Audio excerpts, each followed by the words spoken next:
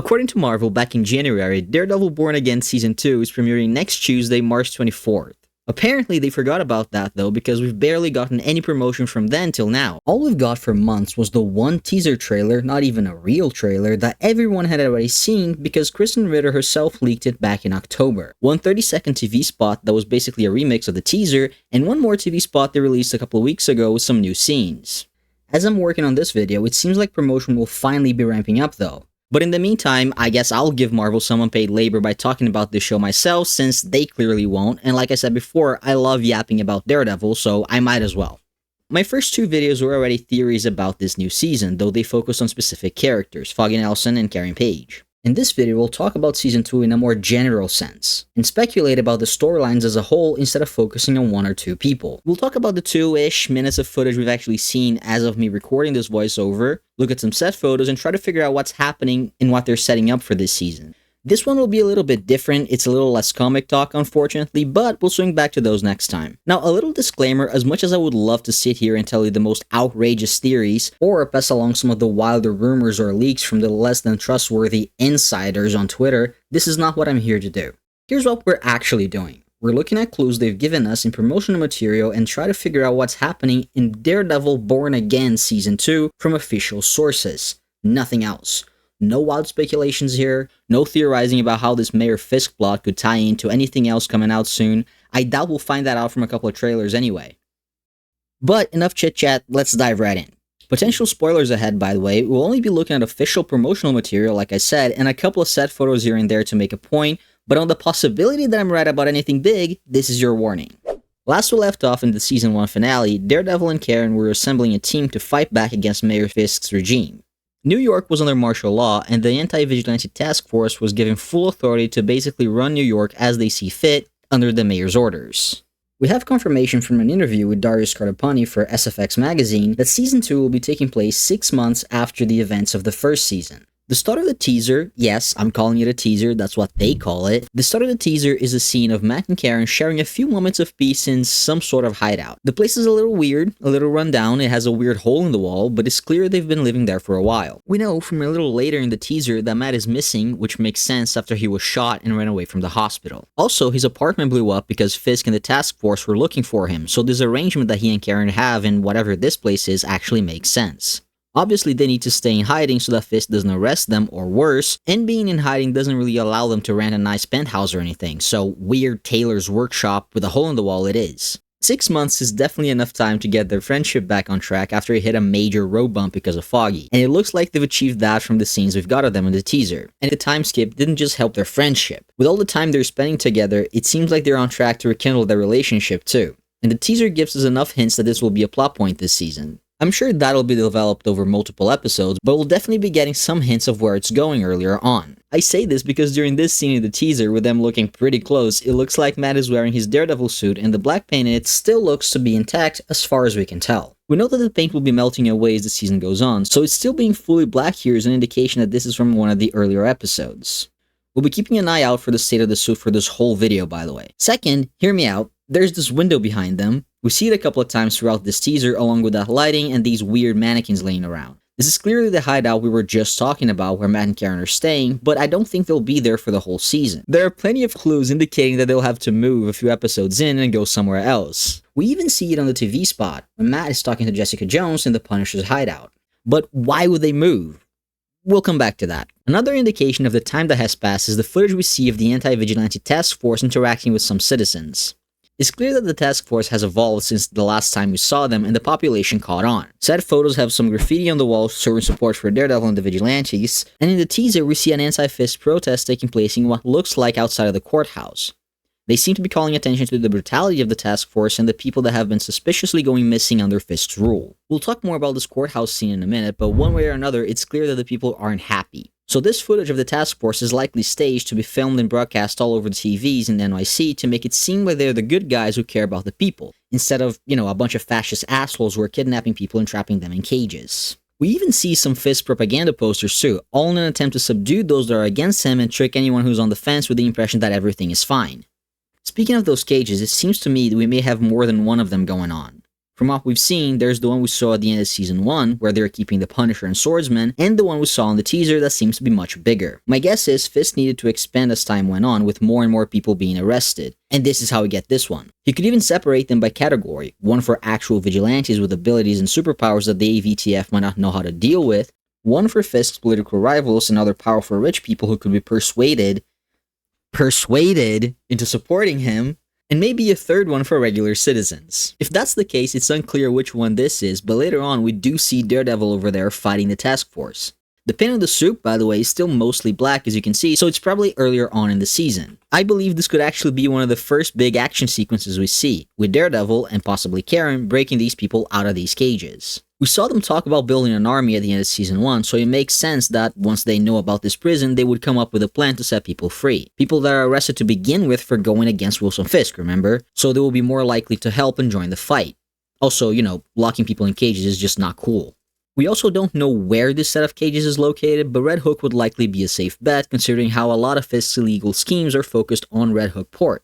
If it's located there at the docks, we've got a couple of other scenes from the teasers that could be connected and give us a better idea of what will go down. For example, we see a shot of Karen holding a gun standing by what looks like the docks and another with a task force, and the lighting is similar enough in both shots that this could be the same scene, with Karen outside ready to get the runaway somewhere safe, but then the task force reinforcements arrive to stop that from happening. Another shot shows an explosion, and one of the few official images they've released shows Daredevil coming out of the water. The explosion could be orchestrated by Matt and Karen themselves after they get everyone out so Fisk can't use the place as a prison anymore. Or it could be Fisk and the task force, hoping to use it as evidence that the vigilantes are terrorists. Obviously without telling the people what was actually happening at those docks. It makes sense that Matt and Karen would want to help these people, especially as, at the end of Season 1, they talked about building an army, and well, that army was looking pretty sad last time we saw them. In the comics, both the Mayor Fisk and Devil's Reign arcs were huge and involved pretty much every major street-level hero in New York, and eventually all heroes in New York, something that's not really easy to do in a TV show production for a lot of reasons. The heroes we know for sure will be in Season 2 are Daredevil, of course, it's his show, Jessica Jones, Swordsman, and very, very likely White Tiger. In the comics, after Hector Ayala dies, his niece, Angela Del Toro, inherits the White Tiger amulet and takes on the mantle. Daredevil helps and mentors her for a short period of time. In the show, Angela is a lot younger than in the comics, but based on what we know, it's very likely she'll follow a similar path. She's already shown interest in helping people, deciding to go after Muse on her own, simply because it was the right thing to do and no one else would have done it. Not to mention, when it comes to the task force specifically, she knows they're the ones who killed her uncle. It makes perfect sense that once she has the amulet, she'll follow in her uncle's footsteps and put on a mask herself to help protect people so they don't fall victim to the task force as well.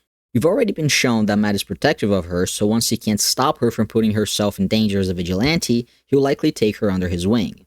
Anyway, Angela is still free as far as we know. We don't know what Jessica is up to between Jessica Jones Season 3 and now, and Swordsman, like I mentioned before, has been trapped in one of his stages since the end of Season 1. We don't know much about him in Season 2 yet, but we did see him in the TV spot, seemingly in an interrogation room. The only other person we see in these teasers in a similar location is Heather Glenn. Heather's a very weird character to me in this show. She's very different from the comics, so there is no easy way to try and predict what her role will be. And even back in Season 1, she didn't really have much to do to begin with. She was the Fisk couples therapist, she was very anti-vigilantes, and last time we saw her, Fisk made her the city's commissioner of mental health, which is ironic considering her comic history, but I digress. Given her own, and obviously the mayor's, interest and opinions on mass vigilantes, she could occasionally be sent to talk to some of them, getting those interviews she wanted for her book. I'm curious to see what role she'll play this season beyond that though. She could be a very interesting piece of Fisk's team, getting increasingly uncomfortable with the things he's been doing and finding out firsthand that Matt was right about him all along. A very logical next step for Heather would be finding out that he's a mass vigilante and that he was lying to her. That could put her in an interesting situation. It's a well-known theory, and honestly a hope for me, that Daredevil's secret identity will be exposed by the end of Season 2. Fisk is the one people usually point fingers at for who will be responsible, but honestly, I don't think that'll be the case. Both in the comics and in the show, it's clear to me that Fisk values that information too much. He enjoys being one of the few people to know and enjoys being able to taunt Matt with it. Exposing it to everyone makes it pointless. Even when it happens in the comics, he isn't the one responsible for it. The same goes for the show. Otherwise, he could have exposed Matt way sooner, after he brought Daredevil back out of retirement in Season 1 for example. He even threatened to tell Heather in Episode 8 but didn't get around to it. He knows what this information could do to Matt's life and he'll only use it to destroy him on a personal level, never at that scale. So who else could be responsible for that secret getting out? Maybe someone who does exactly that in the comics? Over there, she accidentally lets it slip to her boyfriend at the time, and the whole thing was resolved within the same issue. But that can easily be adjusted for the show. Just have her mention it to someone more important. Maybe someone in the press, or someone more involved with the prosecution of vigilantes. Daredevil's secret identity being exposed is something that I would love to see happen in the show. It would completely change the status quo and open the door to some of my favorite comic arcs like Out, King of Hell's Kitchen, and of course, Devil in Cell Block D. Anyway, moving on, earlier I talked about Matt being considered missing while all of this is going down. Of course, that won't be the case for the whole season. We've already seen multiple shots of Matt back in civilian clothes that aren't just a disguise. Back in court, church, facing off against Fisk, and of course, talking to Jessica Jones in the Punisher's hideout. It seems to me that all of these scenes could be connected. It's safe to say that for all the sneaky investigating Matt and Karen will be doing, they'll eventually reach a point where they need to step out of the shadows and deal with the legal side of things. The same thing happened in the original Season 3. I believe this scene in the courtroom would be Matt's big return to civilian life. Later on, whatever the outcome is when he meets Fisk by the door of what looks like the courthouse. Okay, hi, I'm from the future. After I recorded this, they released a short teaser with a bunch of new scenes, and there are a couple of them that I think could explain why he's back in his civilian clothes to begin with. First, there's this shot of Karen fighting someone. We can't tell who, but later on we see her seemingly behind bars. We don't know which side of the cell she's in, but here's a quick thought. What if she's being accused of murder? Fisk has done that to her before, and now there's this extra factor that she's considered a fugitive and a vigilante. It could explain why Fisk is there, for example, and why Matt would come out of the shadows. Like, okay, walk with me. Karen gets into a fight with someone in the anti-vigilante task force. Maybe she kills them in self-defense, or maybe they die in some other way that can be pinned on her. It doesn't matter. She's caught and arrested. And because of her association with vigilantes before, like Daredevil and the Punisher, Fisk wants to make this trial very public. Out of options, Matt has to come out of the shadows to be her lawyer once again. I think it could tie things very neatly. Anyway, I still think the rest of what I'm about to say is connected to it, so I'll let you get back to that. Bye. That protest we saw earlier is probably happening right outside, so I'd assume a fight would break out between the protesters and the task force. Fisk will undoubtedly be escorted away immediately, but Matt will stay to help and make sure the task force doesn't hurt or kill anyone. It'll leave him injured, at which point he goes to that church where Jessica finds him. I assume he won't be changing into his Daredevil suit here, in part because there's no time, but also he is injured when Jessica finds him. And you can see some blood on Matt's shirt while they're talking later, indicating that this is after a big fight he took part in his civilian clothes. After Jessica finds him, they go to Frank's hideout to catch up on the situation. Why do they go to Frank's hideout instead of Matt and Karen's? Well, remember when I said they would have to move? One of the first scenes in the teaser is Karen and Matt slow dancing together until something interrupts them. Clearly, it's some sort of sonic weapon made to interfere with Matt's senses, specifically his hearing. Later on, in the same teaser, we see the task force raiding this same space. By connecting the two dots, it's likely that the raid is on their apartment, and that sonic weapon allowed the task force to approach and break in without Matt noticing them. After the attack, they obviously wouldn't stay in the same place because it's compromised now, so they move over to Frank's. We don't know if the Punisher is in Season 2, there's nothing officially confirmed, but from this footage, it looks like he's at least not using this hideout anymore. You can see this metal frame behind Matt was fully stocked with guns back in Season 1 while Frank was living there and is now empty. Another scene that could be connected is this fight Daredevil has at Josie's with some task force officers. Maybe Matt and Karen's original hideout is in one of the apartments above the bar, and once the task force breaks in, the fight that starts at their apartment eventually moves downstairs. And again, the paint on the Daredevil suit looks mostly intact here, suggesting it's happening earlier in the season. A couple of other shots that look like they're from earlier episodes based on the state of the suit are these two. They're both inside a house or apartment and could even be from the same scene. Maybe they're even connected to this other shot of a bunch of non-task force agents about to bust into a house. You can tell they're not task force from their vests, by the way. That's not to say we've only seen footage of earlier episodes though. We actually have quite a few where the damage on the suit is a lot more visible. There's a scene in the first teaser of Daredevil holding out his hand to Bullseye. You can tell it's Bullseye because once you brighten up the footage, you can not only see the black paint on Daredevil's suit melting away, but you can also see the Bullseye symbol on the hand that takes Daredevil's. Honestly, I have no idea why they're teaming up here, but I doubt it'll go on for longer than this one scene. I would guess this is an ambush by the anti-vigilante task force who, remember, is actively looking for these two.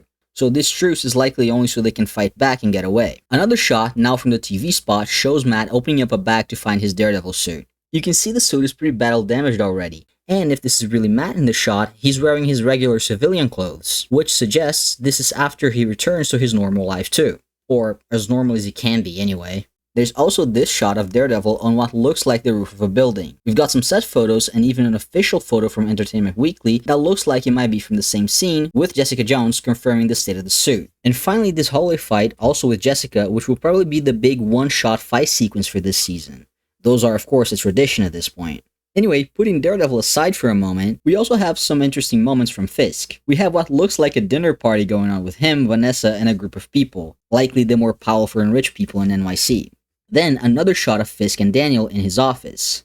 Daniel is another interesting character in all this. He's not in the comics, and there's been some speculation on him being a stand-in for Butch Ferris, Fisk's son from Zdarsky's run. I won't rule it out entirely, but so far we didn't get any real hints of it, at least in Season 1. Either way, he works for Fisk, looks up to him, and is seemingly aware and super cool with all of his illegal activities. And from a set photo from a while back, it looks like he'll go a step further. Whatever lengths he may have gone to, it looks like he'll turn to Buck Cashman for help. Buck is another character that I'm very confused about, by the way. He is in the comics, but just like Heather, he's completely different in the show, so who knows what he'll be doing.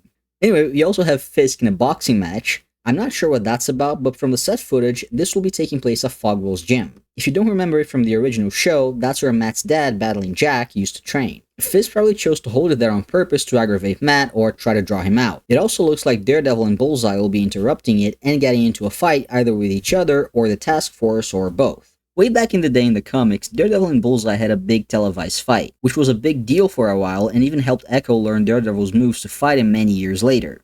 It would be really cool to see that in the show and see how MCU New York would react to that, and what other consequences that would bring in the future. Speaking of broadcasts, we briefly see someone clearly mocking Fisk in one, with a mask and a Mayor Kingpin name tag. This will likely tie into the protests and the anti-Fisk sentiment we'll likely be seeing throughout the season.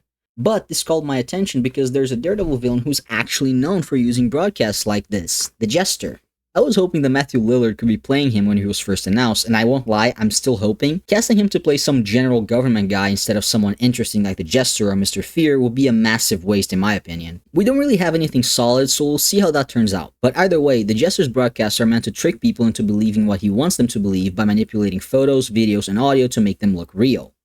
But anyway, I don't think anyone is buying that this is the real Wilson Fisk, so either this is not the Jester or they're taking some liberties with him. Which honestly I wouldn't mind at all if it means we get to see a Daredevil villain that isn't just the same usual ones over and over again. Anyway, we also see Foggy. I'm always happy to see Foggy, and I'm always happy to insist to anyone that'll listen that Foggy is alive. I made a full video on it if you want to check it out. I apologize for the audio in that one though. It was my first video and I was still figuring out the basics. Not to toot my own horn, but I do think I made some decent points there in favor of Foggy returning, so it's worth checking out. And anyway, I don't think this one shot of Foggy is proof that he's alive at all. Charlie Cox mentioned that he's shot a couple of flashback scenes, and Foggy's look is clearly inspired by the first 2 seasons of the original show, so I think that's what's going on here. Whether or not you think he's alive, it's clear that his story and his involvement with this plot isn't over yet. So I think this could actually be part of one Foggy-centric episode where we find out more about him and how he ties into everything. Daredevil has done multiple episodes like this before. Nelson vs. Murdoch from Season 1, Kimbaku from Season 2, and Karen from Season 3, just to name a few.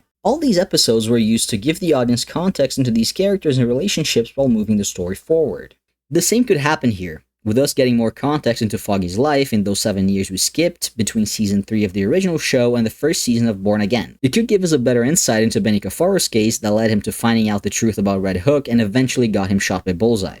Then at the end, it's revealed to us what actually happened the night he was shot, how he was able to survive, and where he's been since then. It would be a great plot twist to include midway through Season 2. And it even ties into the Secret Life of Foggy Nelson comic, where we see various snippets of previous Daredevil adventures narrated by Foggy, telling us his perspective on them. Thank you very much for watching. Please leave a like if you enjoyed it and subscribe if you want more yaps about Daredevil. This video was a little chaotic to make. When I started working on it, we only had the teaser trailer, and then midway through writing the script, they released that first CV spot I kept mentioning, which is why it keeps coming up throughout the video. Then, the longer I worked on it, the more short clips they released, and it felt like I was racing against them to get this out before something went directly against what I said in the video.